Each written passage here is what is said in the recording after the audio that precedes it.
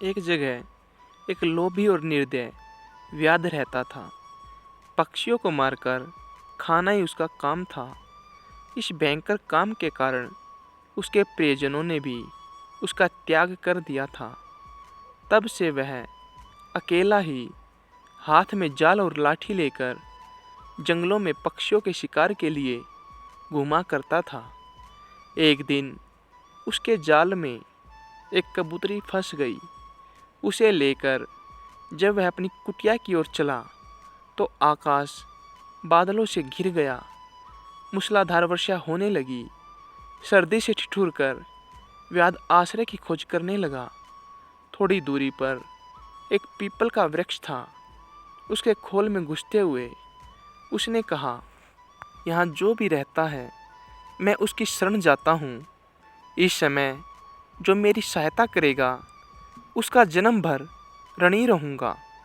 उस खोल में वही कबूतर रहता था जिसकी पत्नी को व्याध ने जाल में फंसाया था। कबूतर उस समय पत्नी के वियोग से दुखी होकर विलाप कर रहा था। पति को प्रेमातुर पाकर कबूतरी का मन आनंद से नाच उठा। उसने मन ही मन सोचा, मेरा धन्य भाग्य है जो ऐसा प्रेमी पति मिला है। पति का प्रेम ही पत्नी का जीवन है।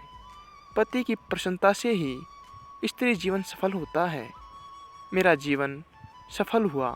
यह विचार कर वह पति से बोली, पतिदेव, मैं तुम्हारे सामने हूँ। इस व्याध ने मुझे बांध लिया है। यह मेरे पुराने कर्मों का फल है। हम अपने कर्म फल से ही दुख भोगते हैं। मेरे बंधन की चिंता छोड़कर तुम इस समय अपने शरणागत अतिथि की सेवा करो।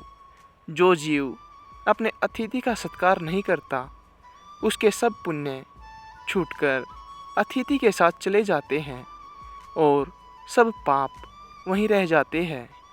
पत्नी की बात सुनकर कबूतर ने व्याध से कहा, चिंता न करो वधिक, इस घर को भी अपना ही जानो। कहो, मैं तुम्हारी कौन सी सेवा कर सकता हूँ। व्याध, मुझे सर्दी सता रही है, इसका उपाय कर दो। कबूतर ने लकड़ियाँ इकट्ठी करके जला दी और कहा, तुम आग सेक कर सर्दी दूर कर लो। कबूतर को अब अतिथि सेवा के लिए भोजन की चिंता हुई, किंतु उसके घोंसले में तो अन्न का एक दाना भी नहीं था।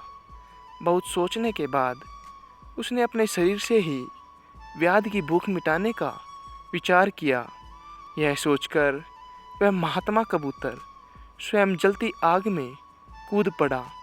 अपने शरीर का बलिदान करके उसने व्याध के तर्पण करने का प्रण पूरा किया। व्याध ने जब कबूतर का यह अद्भुत बलिदान देखा तो आश्चर्य में डूब गया। उसकी आत्मा उसे धिक्कारने लगी। उसी क्षण उसने कबूतरी को जाल से निकालकर मुक्त कर दिया और पक्षियों को फंसाने के जाल व अन्य उपकरणों को तोड़ फोड़ कर फेंक दिया। कबूतरी अपने पति को आग में जलता देखकर विलाप करने लगी। उसने सोचा, अपने पति के बिना अब मेरे जीवन का प्रयोजन ही क्या है। मेरा संसार उजड़ गया। अब किसके लिए प्राण धारण करूं।